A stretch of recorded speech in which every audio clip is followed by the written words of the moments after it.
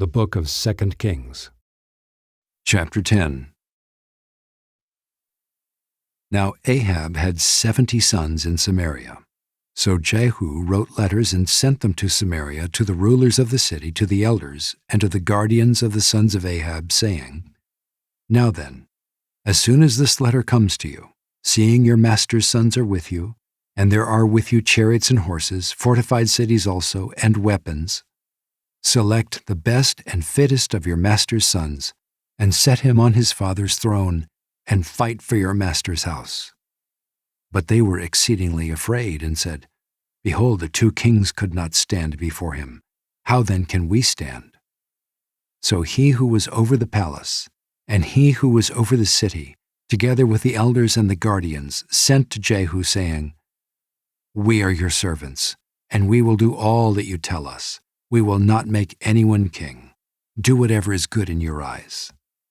Then he wrote to them a second letter, saying, If you are on my side, and if you are ready to obey me, take the heads of your master's sons, and come to me at Jezreel tomorrow at this time.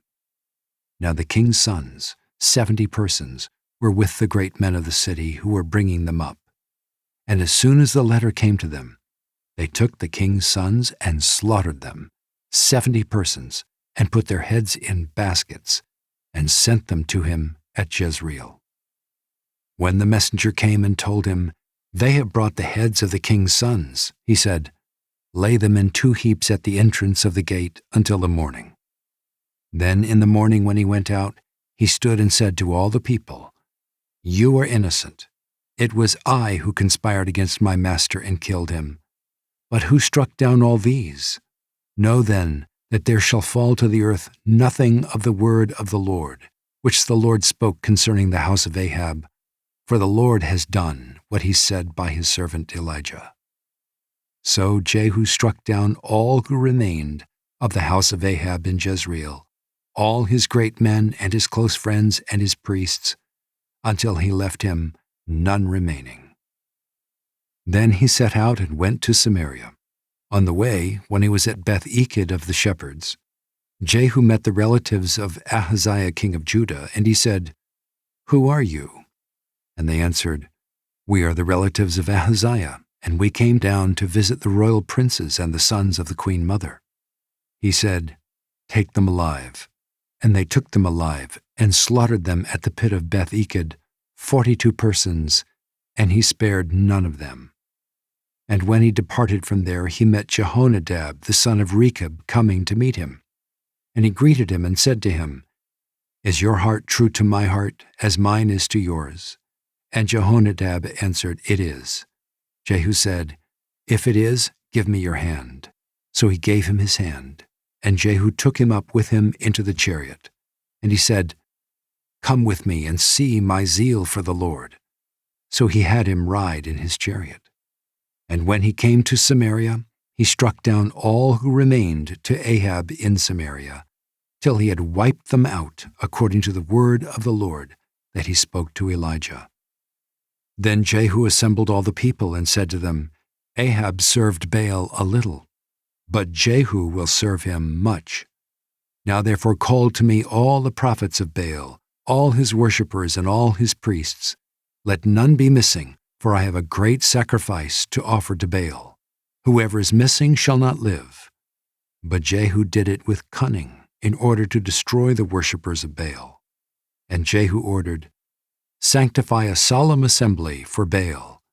So they proclaimed it. And Jehu sent throughout all Israel, and all the worshippers of Baal came, so that there was not a man left who did not come. And they entered the house of Baal, and the house of Baal was filled from one end to the other. He said to him who was in charge of the wardrobe, Bring out the vestments for all the worshippers of Baal. So he brought out the vestments for them. Then Jehu went into the house of Baal with Jehonadab the son of Rechab, and he said to the worshippers of Baal, Search and see that there is no servant of the Lord here among you, but only the worshippers of Baal. Then they went in to offer sacrifices and burnt offerings. Now Jehu had stationed 80 men outside and said, The man who allows any of those whom I give into your hands to escape shall forfeit his life. So as soon as he had made an end of offering the burnt offering, Jehu said to the guard and to the officers, "Go in and strike them down, let not a man escape." So when they put them to the sword, the guard and the officers cast them out and went into the inner room of the house of Baal, and they brought out the pillar that was in the house of Baal and burned it. And they demolished the pillar of Baal and demolished the house of Baal and made it a latrine to this day. Thus Jehu wiped out Baal from Israel. But Jehu did not turn aside from the sins of Jeroboam the son of Nebat, which he made Israel to sin, that is, the golden calves that were in Bethel and in Dan. And the Lord said to Jehu, "Because you have done well in carrying out what is right in my eyes, and have done to the house of Ahab according to all that was in my heart, your sons of the 4th generation shall sit on the throne of Israel." But Jehu was not careful to walk in the law of the Lord, the God of Israel, with all his heart. He did not turn from the sins of Jeroboam, which he made Israel to sin. In those days the Lord began to cut off parts of Israel.